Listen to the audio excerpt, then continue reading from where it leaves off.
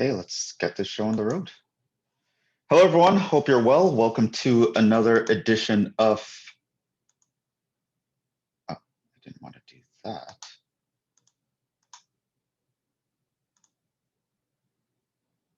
Okay. Welcome to another edition of Math 1108. Hopefully, you guys are all doing well. Good morning. Good to see you guys. Let's jump into it. Had some problems to do from last time. So last time I put you guys into groups and I gave you a bunch of problems to try. Hopefully you tried them. Let's see. Make sure I can see the chat and stuff. Let's see how that went. So hopefully we can knock these out pretty quickly and then move on to the main attractions. Before we start here, any guesses on this one? So what do you guys think are the answers here? So for like the first one. 1/2. 1/2. Second.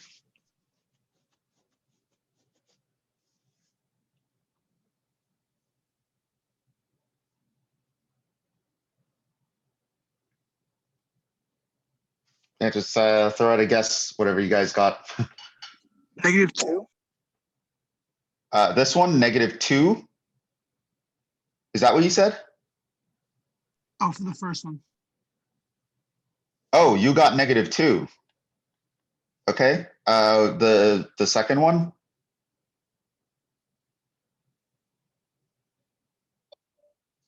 Any guesses on the second one? No. So we don't know what that is. The third one.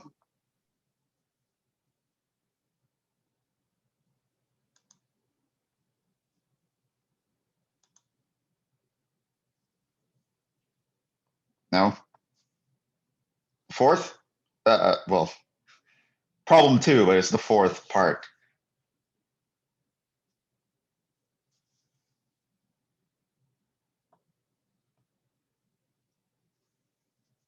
Did you guys like meet in your groups and work on this together, or what happened since the last time?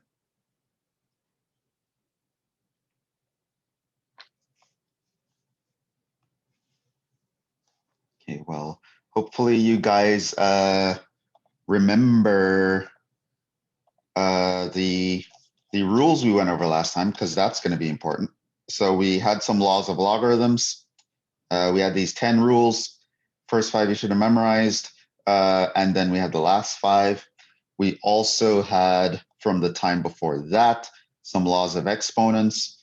If we have those written down and memorized. So we had 9 laws of exponents and 10 laws of logarithms. Well, you also had 9 laws of logarithms, but the 10th one is kind of the notation to basically say, you know, if you see an ln, it means base e. If you see just log, it means base 10. For us, though, usually we're going to be working with this. ln is sort of for math people mostly. So if we were in a calculus class, that would be the guy we'd be using most of the time.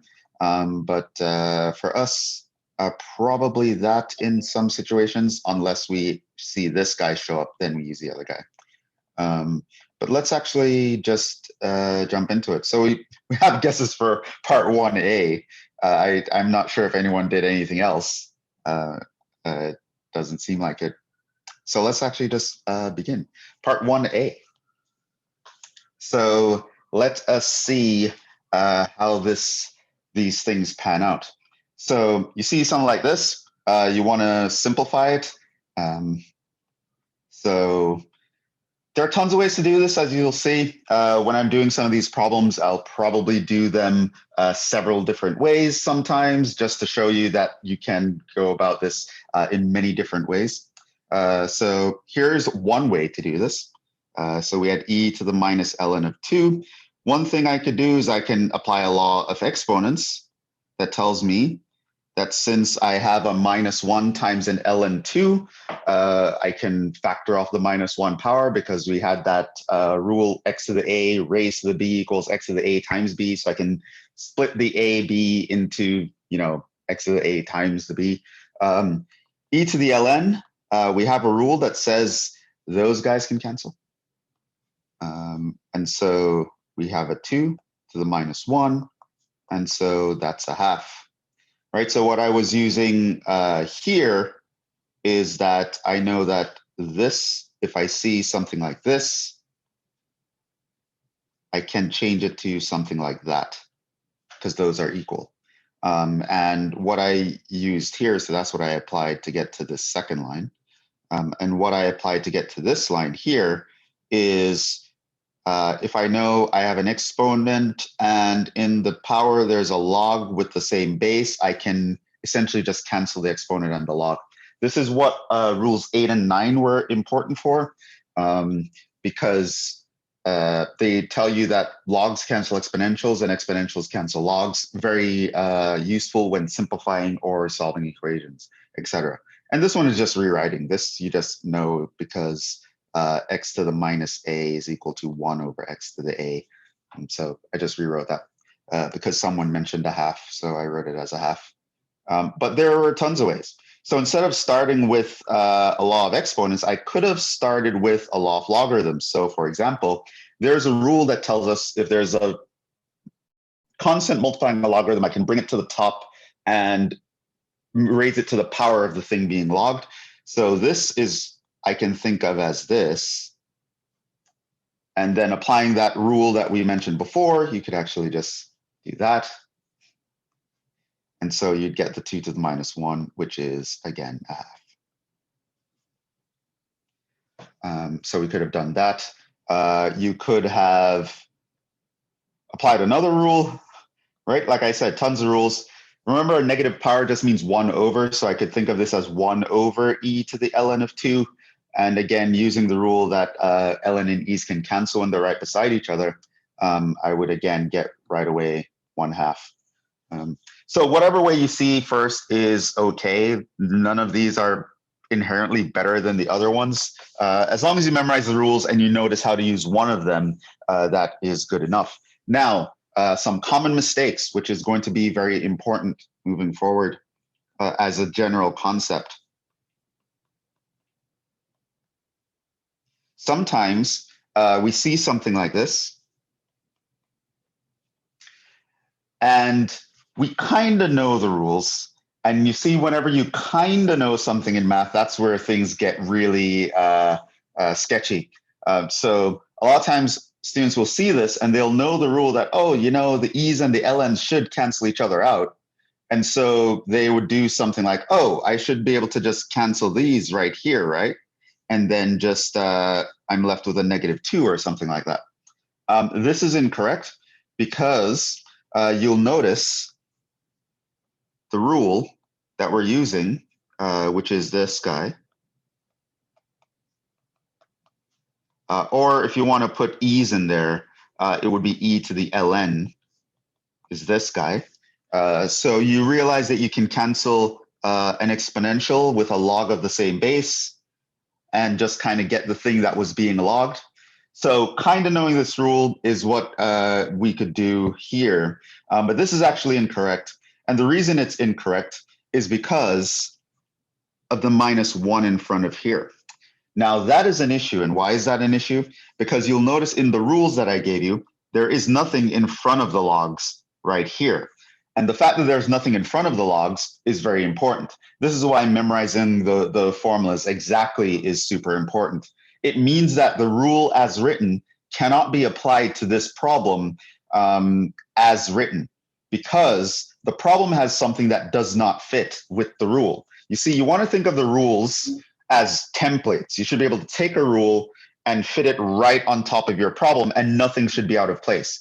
If I tried to take this rule and throw it on top of that, the -1 would be out of place. The -1 is something in front of the ln x, and in the rule, there's nothing in front of the ln x. So this rule does not apply right away. And so what you'll notice we had to do is I had to make sure that I could use some other rule to get rid of that problem. So in the first situation, my -1 was in front. I could use a different rule to get that out of there, right? So I can move it over here. Whereas in the second rule, again, -1 is in front. I use some other rule to remove it from in front of the log. or here, -1 is in front, I could use some other rule to remove it from in front of the log. So it's very important that you know the rules. So sometimes you can maneuver yourself into advantageous situations to be able to apply rules. That's very, very important. So it's very important that you memorize the rules I gave you exactly. Nothing should be out of place when you try to apply them, because otherwise you will get the wrong answer. And depending on the situation, this can lead to various consequences of various stages of disaster. Okay, so those were common mistakes. So the basic idea is to make sure you know the rules, know them exactly. They are your templates, they are your guides. Anything that's out of line with the rules, it means you can't apply that rule. You have to change something first using algebra or rewriting something. And those considerations are very important, because chances are, if you don't recognize things like that, even when you're typing into a computer, you're going to type things in wrong. You're not going to know when you should use parentheses. You might not pay attention to PEMDAS, and it just not being pedantic with the notation is going to hurt you in more ways than one, even if you have technology at your disposal. So it's very, very important that you know things exactly. Okay, so there's one example. Let's see.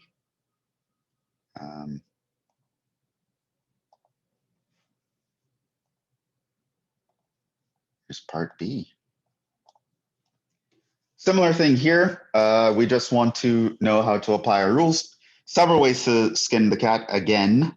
So it's e to the ln of e cubed. I could, well, cancel the ln of e in here. And I get that. Then I could cancel that one. So that answer is 3. Or e to the ln of e to the 3.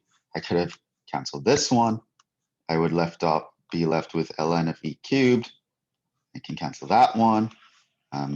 This would be left with 3 again. Or e to the ln of e to the 3. I could cancel this one, bring this down. There's a rule that tells me that I can take this constant and move it in front. And then I would know that ln of e is 1. And so that again gives me 3. And ln of e is 1 because we know log to the base a of a is 1 all the time. So when if you log a number and that number is the same as the base, you always get 1 as the answer. And that's because we know that log to the base a of x equals x. And in this case, your x is 1. So you would get 1. So 3 was the answer to the second one.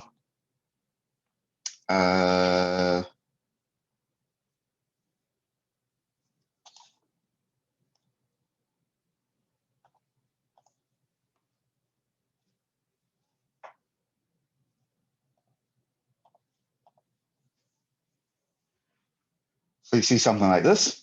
Tons of ways to proceed.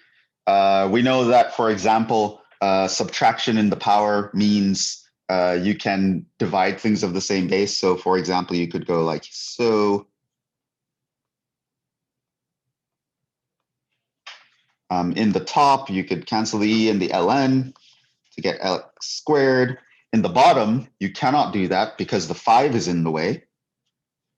So what you'll do is get the 5 out of the way using some other rule. So I know I can move the 5 up or I can factor it out.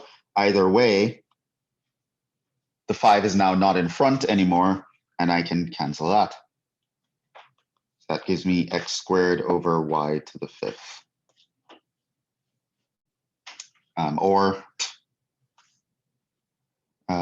This is e to the ln of x squared minus ln of y to the 5th.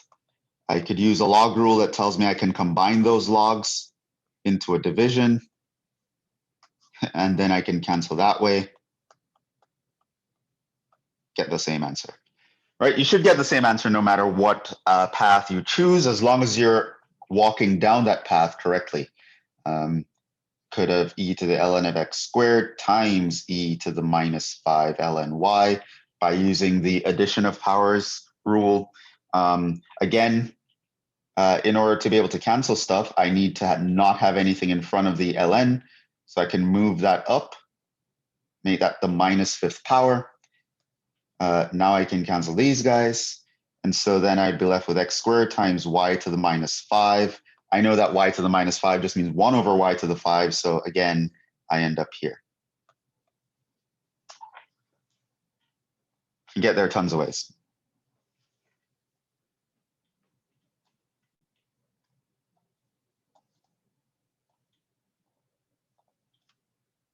Expanding. Now, it's rare when we're ever going to need to expand a logarithm. Usually we want to contract them. But if it's a useful skill for calculus, we're not going to really focus on calculus in this class. But at the end of the day, this was just an excuse for you to get used to applying the rules. So the fact that we're not going to directly use this that much doesn't bother me too much. I just wanted you guys to spend the weekend thinking about the rules, knowing how to manipulate them, seeing how the math works. Because eventually, we're going to have word problems where you have to set up a math problem to solve the word problem, and then eventually you have to solve the math problem. So you need to know about the mechanics of the mathematics itself.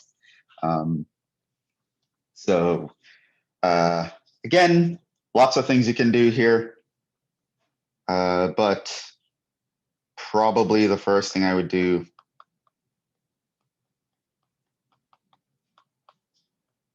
is rewrite the radical as the half power. I know I can bring that half down in front.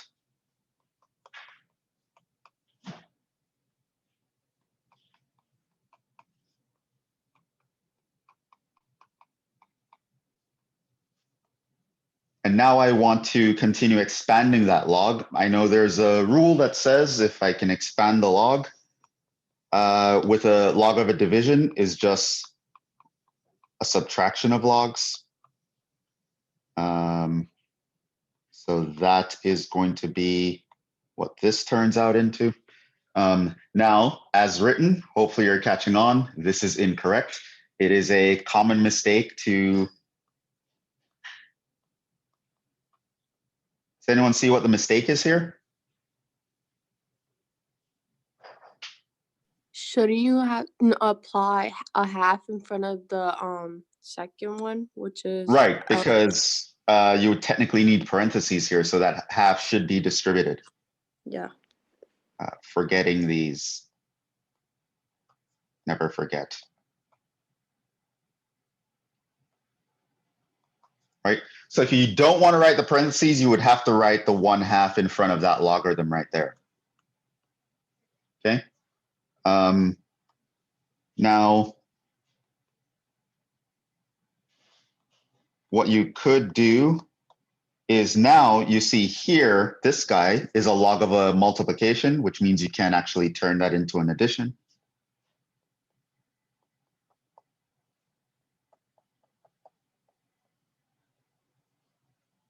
And is that okay?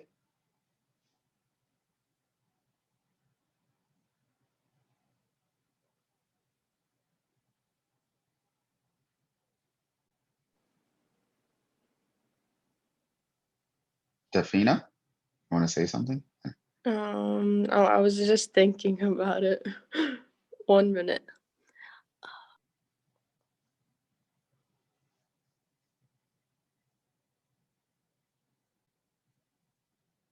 Wouldn't it be negative ln and then x plus Yeah, 3? it's literally, I made the same mistake again. I just wanted to see if you guys caught it. That should be a parentheses right there. So the negative should actually distribute. So if I'm not going to write a parentheses, I should have had like 2 negatives.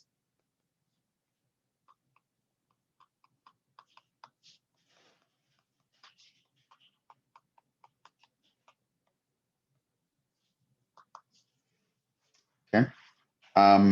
Could simplify further because I could take this cube and move it down. So we really want to expand, spread everything out, get each part into as simple a component as possible.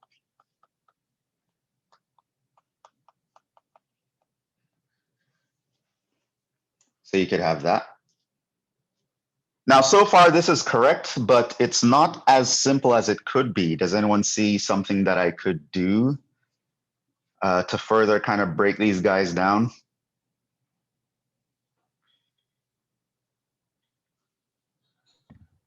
Could you factor the ln to the x plus 3 and the x squared minus 1? As in, like, or no? Factor the x plus 3? So like right now it's ln and then parentheses x squared minus 1. Could Yeah. you factor that out? You could.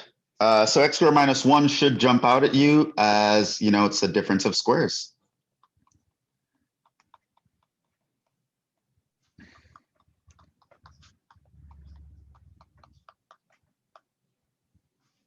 So I can actually split that one into a sum of logs.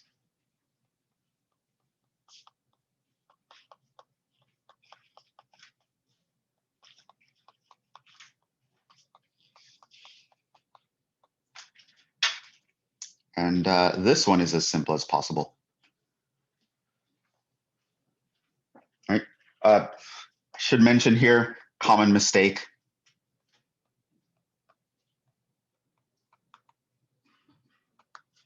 Again, sometimes because students don't really pay attention to the rules, they would do things like try to distribute logs across sums or things like that, which is not correct. You should know that if I have log of ln of x plus 3, it's not the same as ln of x plus ln of 3. Logs do not distribute across sums.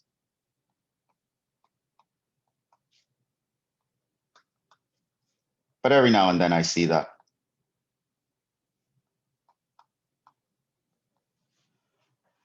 Distributive law is one of the most abused things in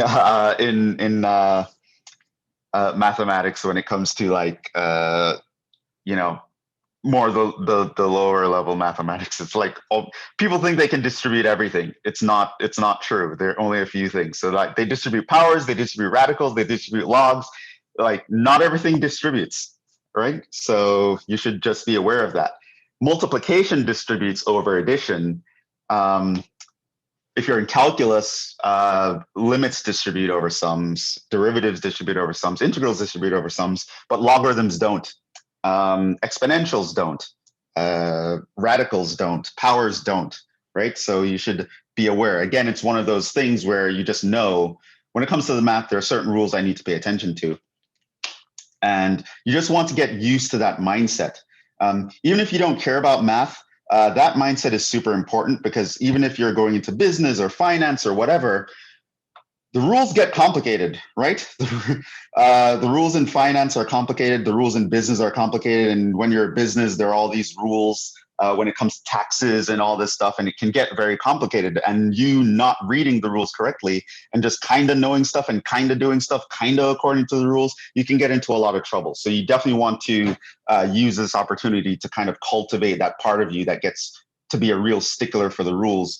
Even if you're not like, you know, neurotic or anything like that, you should recognize whenever I'm in this context, there are rules to this thing and I need to make sure I follow them because otherwise it can cause a lot of pain.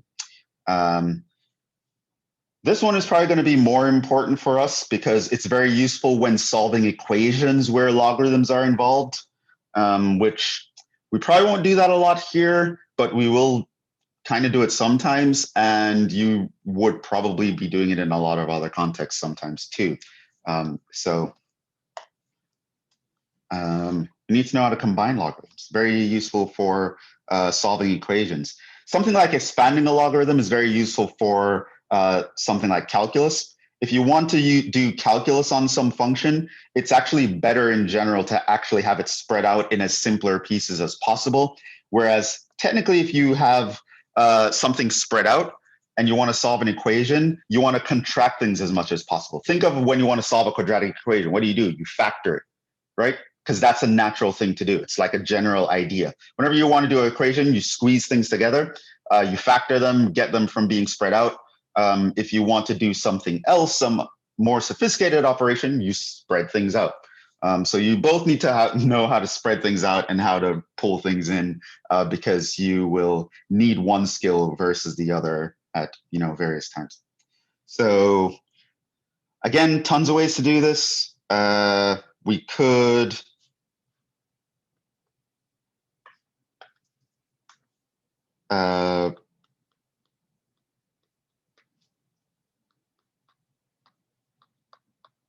move the 4 up.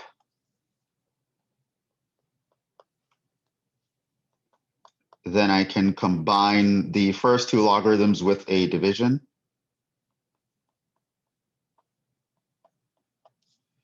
Then I can combine those 2 logarithms with a multiplication. And of course, I can simplify this.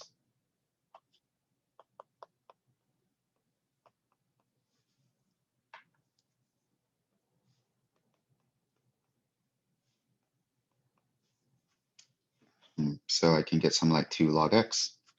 I could have gone another way. Instead of bringing the 4th power up, I could have brought the 3rd power down.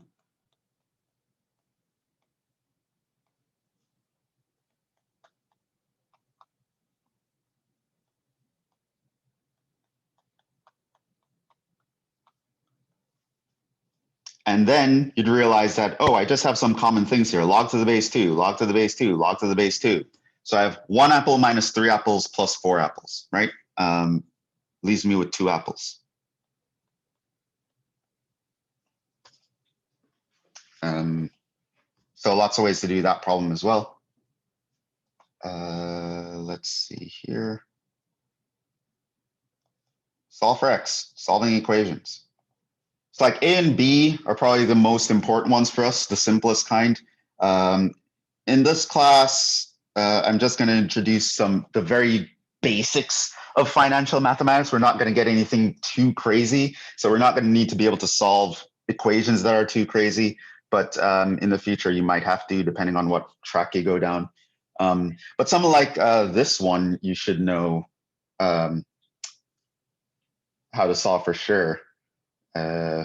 So if I have something with an exponent and I want to solve for the exponent itself, what is in the power, which I don't know if we'll get to it today, but I do have some examples where we're going to have to do this. And all you need to do is remember those log rules that says if I want to get rid of an exponential, I can use a logarithm. Oftentimes, you're going to want to use the logarithm that has the same base as the exponential. So what you can do here is you can just throw both sides into an ln. This colloquially is called log both sides. So if you ever hear me say that, oh, just log both sides. This is the operation I'm talking about. And then what will happen is those guys will go away. And I would get just x equals ln 12. And that's the answer. Or I could just remember law 1 of the logarithms that says, a to the c equals b is the same as saying log to the base a of b equals c. And so if I have e to the x equals 12, it's the same as saying log to the base e of 12 equals x. And I know that log to the base e is just ln, right? So use a equals e, b equals 12, and c equals x in the rule. And you get it right away. So tons of ways to do that. At the end of the day, you should end up with x equals ln 12 or something equivalent. But ln 12 is probably going to be the quickest one.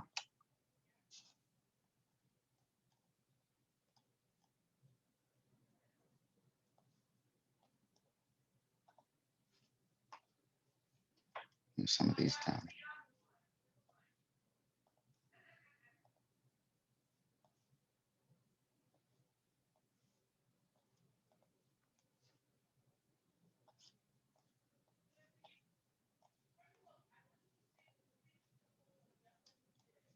Same deal here. So we know that exponentials cancel logarithms. So if you see a logarithm here and you want to get rid of it, you can just throw both sides into an exponential that has the same base. I'd refer to this as e both sides, even though that is incorrect in more ways than one. Colloquially, that's how we express it. So I can just say log both sides or e both sides. You should know what I mean. Or I might say raise both sides to the 2, which technically directly it means to square both sides, but whenever someone says something like that, they mean to just like put 2 as the base and put the things as the powers. Either way, this gives you the situation where you have e to the ln of x equals e to the 9. And of course, those guys cancel. So you get x equals e to the 9. Also, again, you could just do the rule. We know that log to the base a of b equals c is the same as saying a raised to the c equals b.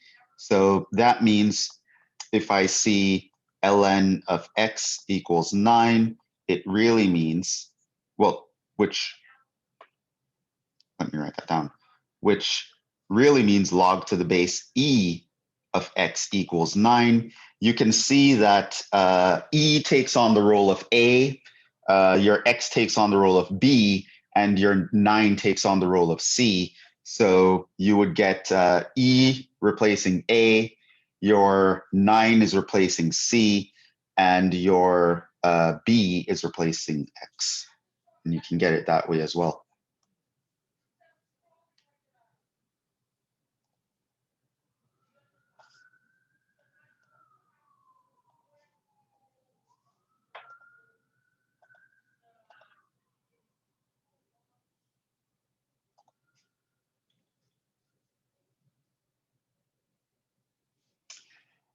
Same idea, log both sides, right? So you can just put an ln here, put an ln here. The ln and the e would cancel. So you just get 5 minus 3x equals ln 4. This means that 5 minus ln 4 equals 3x. And then you can just divide both sides by 3.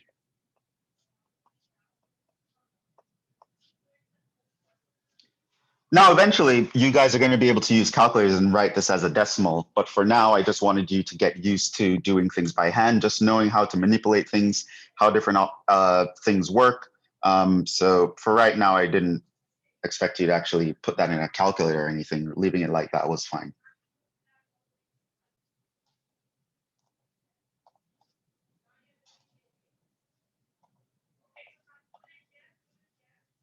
Here are equations with logarithms.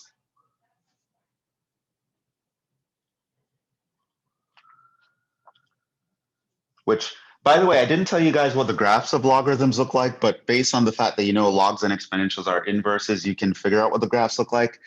I don't think knowing the log graph is going to be relevant for anything that we're doing, so I'm just not going to mention it. If it ever comes up, I'll just show you guys there, and I'll just remind you. Oh, remember an exponential looks like this. To get the inverse, you reflect in the line y equals x, so you get that. But we'll cross that bridge if we come to it. Here, we just want to know how to algebraically solve an equation when there are a bunch of logs in it. And as I mentioned earlier, whenever you have an equation, you want to start combining stuff. That's definitely, you want to start contracting.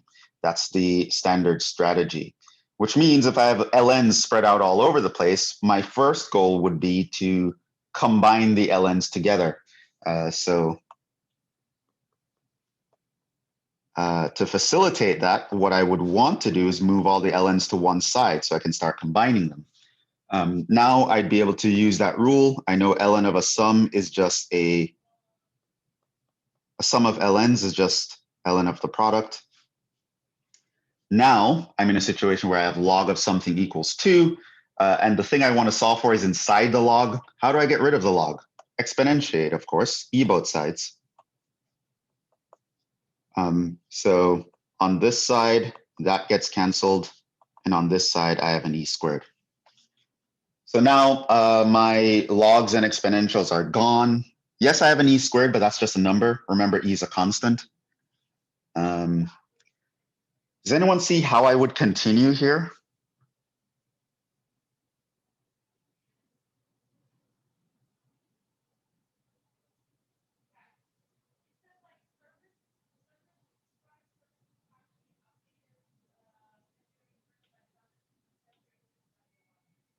Ideas on solving this equation?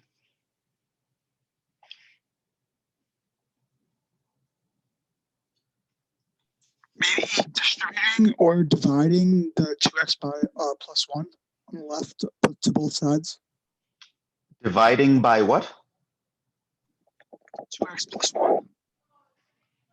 But if you did that, you would get x on both sides of the equation, right? I mean, you're spreading the x's. When you want to solve for x, you want to isolate the x's to one side. So, other ideas? I can give you a hint, which at first is going to seem like I'm disobeying my own rules by telling you that you need to construct stuff to solve equations. But the thing you'd want to do here is expand the left. Now, do you see what to do?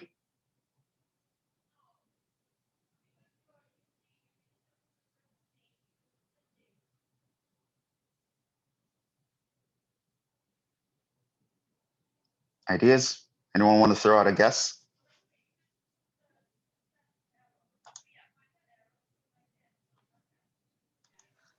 Would you put it in terms of log? Well, no, I got rid of a log, so I wouldn't want to go back there.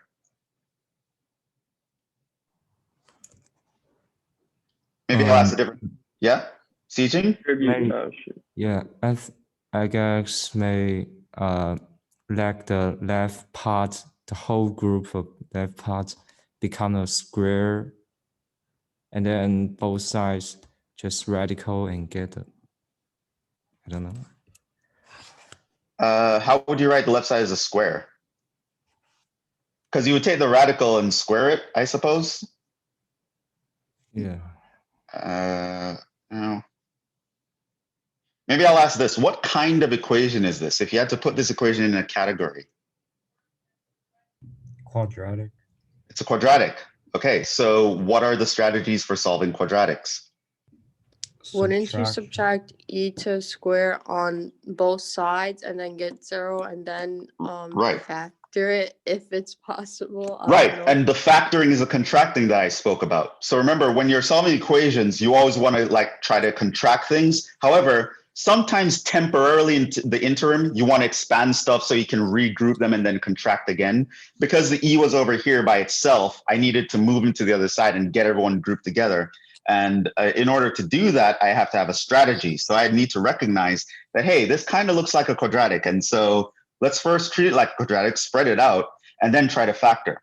However, an e squared is kind of tough to factor. So if we have a quadratic and we don't know how to factor it, what do? This is quadratic.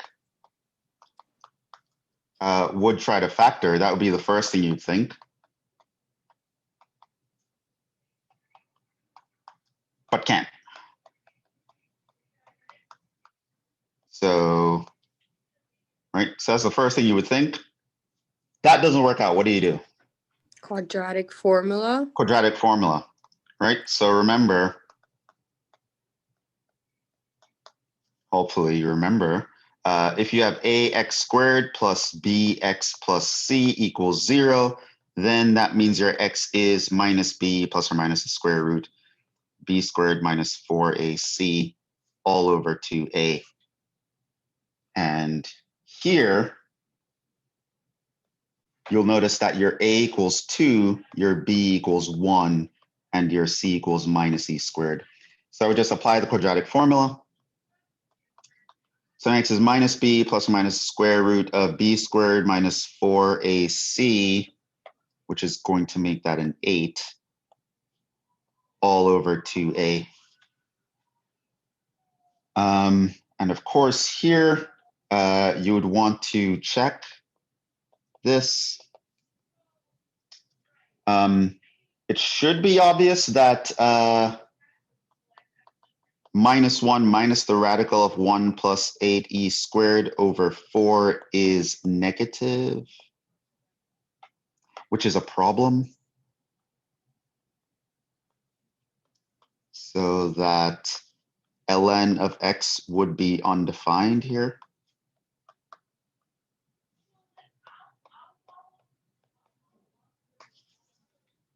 Right, because there was an ln x in the original problem. So the negative answer isn't going to work. So it turns out that this is a solution, -1 plus.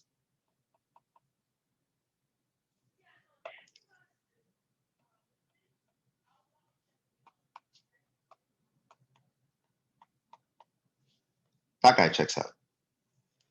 So technically from the quadratic, you get two answers, but one of them just isn't usable. It's just not, because we're not looking at complex numbers or anything like that.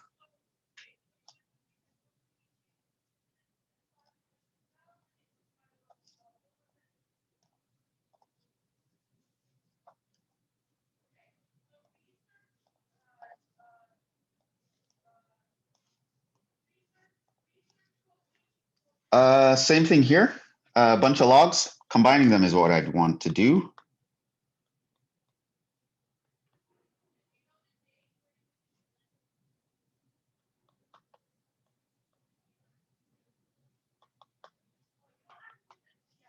Now what?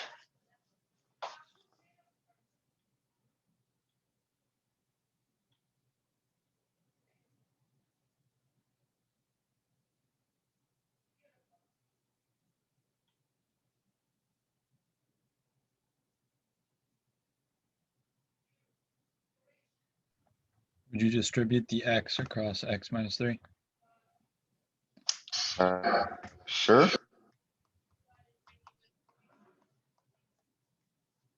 Then?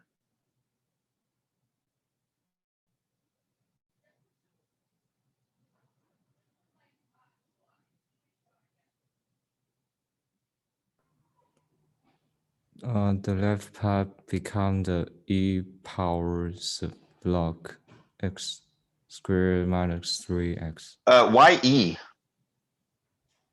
Cause 10, sorry. 10, right? So remember the notation. You pay attention. It's not ln anymore. So here, log, there was no base written, so it means there's a base 10, which means I need to 10 both sides.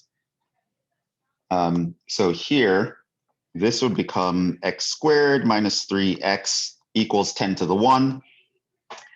Now we're in a familiar situation. We've been here before. It's a quadratic in disguise. Move that 10 over. And here the numbers are whole numbers. So I tried to factor. Hopefully this works out. Two numbers that when I multiply, I get -10. When I add them, I get -3. Looks like -5 and +2 would work. So my x equals 5 or x equals -2. Now, of course, we want to check this. If I look at the original, I would have to reject this since my log of x minus 3 and log x, by the way,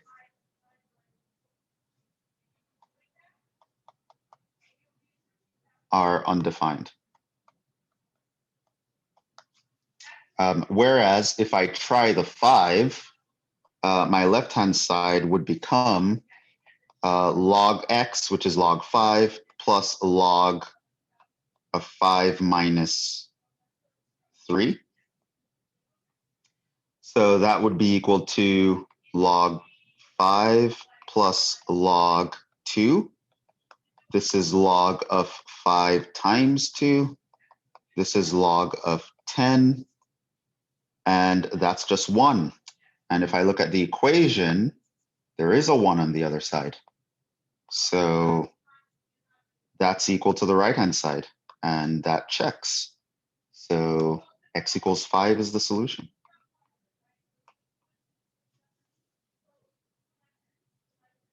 So x needs to be 5 to get that equation to work.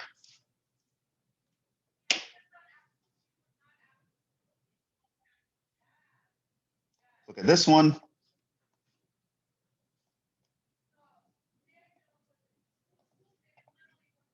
Which I think is the last problem. How do we do this one?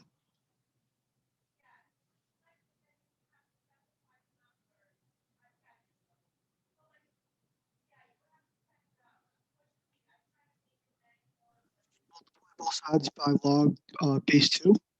Yeah. Log both sides, right? Hit it with the base 2. Okay, you guys are getting the idea now. So on this side, those guys go away. Here you had x squared plus 1 equals log base 2 of 5. How do we solve this one?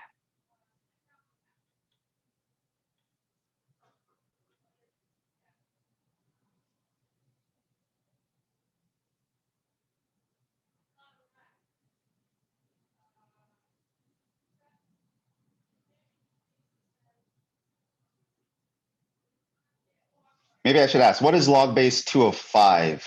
If you had to categorize it, what is it?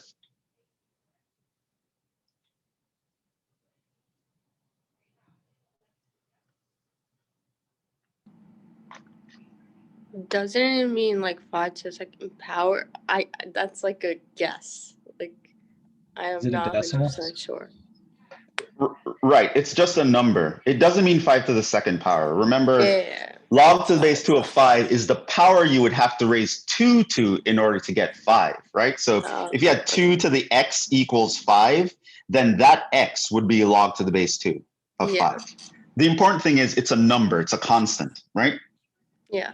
So if I had, so it's a constant, that's what I want you to recognize. So for example, if I had x squared plus 1 equals 5, how would you solve that equation? Like just like a number, and 5 is just like random here. I just randomly picked that. Wouldn't you factor out the x2 plus 1? You can't factor x2 plus 1, x squared plus 1. I mean, minus 1 on both sides, and then you square root it. Right, exactly.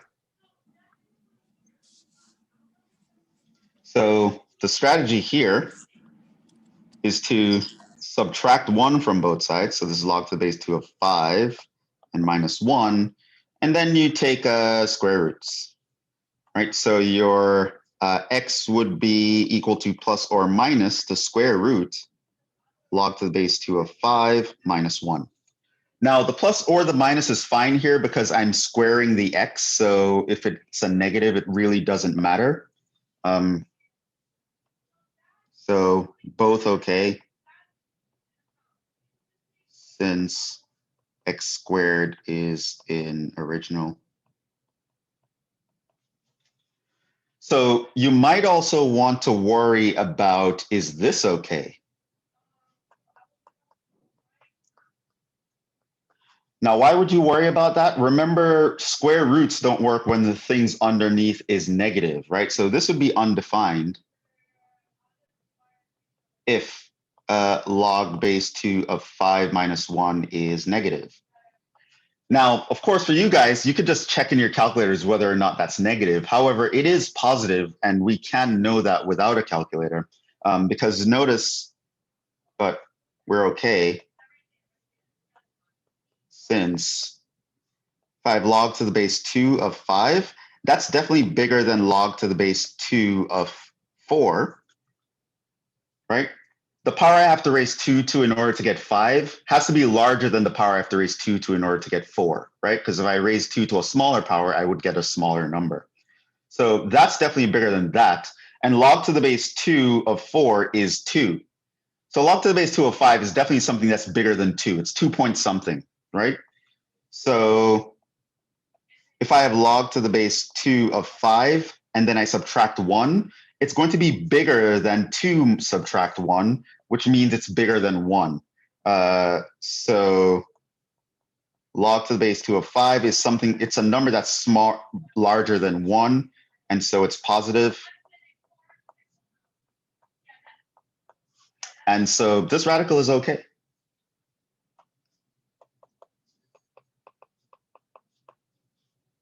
Everything checks out.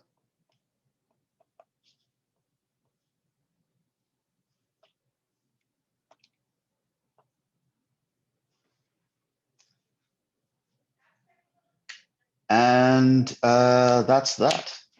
So I know we went through a bunch of problems very quickly. However, the expectation was you guys were supposed to work on all these over the weekend. So you guys would have already spent a lot of time trying to wrestle with them. And so I could just quickly tell you guys how to get through them and answer any questions.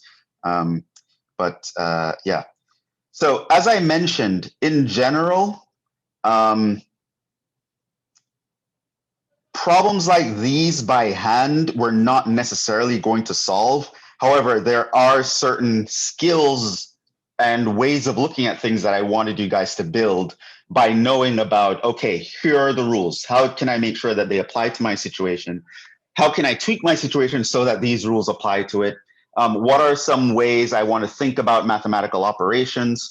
And just in general, how to kind of take some basic rules that you know and look at a very complicated situation and kind of figure it out. Because before, I gave you some very basic, simple rules, like just this guy or that guy. So how do you go from knowing this fact to then, I don't know why that happened.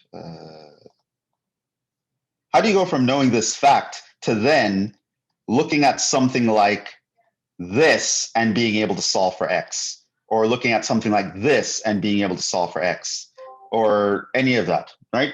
So that skill in and of itself is very important. And it's something that I do want you guys to get a hold of, right? So yeah, we're not going to do a lot of this, and you guys are going to have access to calculators, but I do not want you to think that it is a waste of time to actually practice this stuff. What you want to do is to be better than you have to be, so that when you're doing what you have to do, you're just awesome at it, right? That's the idea. And these things, when you learn the skills to handle situations like this, it bleeds into other things. And so that's the basics. So for now, we end our excursion into chapter 2. So next time we are going to do chapter 3, which is where you can say you officially start. Next time we start chapter 3, and that's where your homework picks up at.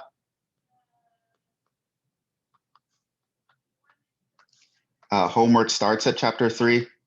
So like I said, these are just some preliminary concepts that if you get good at them, the rest of the course is going to be super easy, because then it's just a matter of, I tell you the rules and you'll just know how to apply them, because you've practiced the skills of learning rules and applying them to weird situations. So yeah, that's it starts with interest.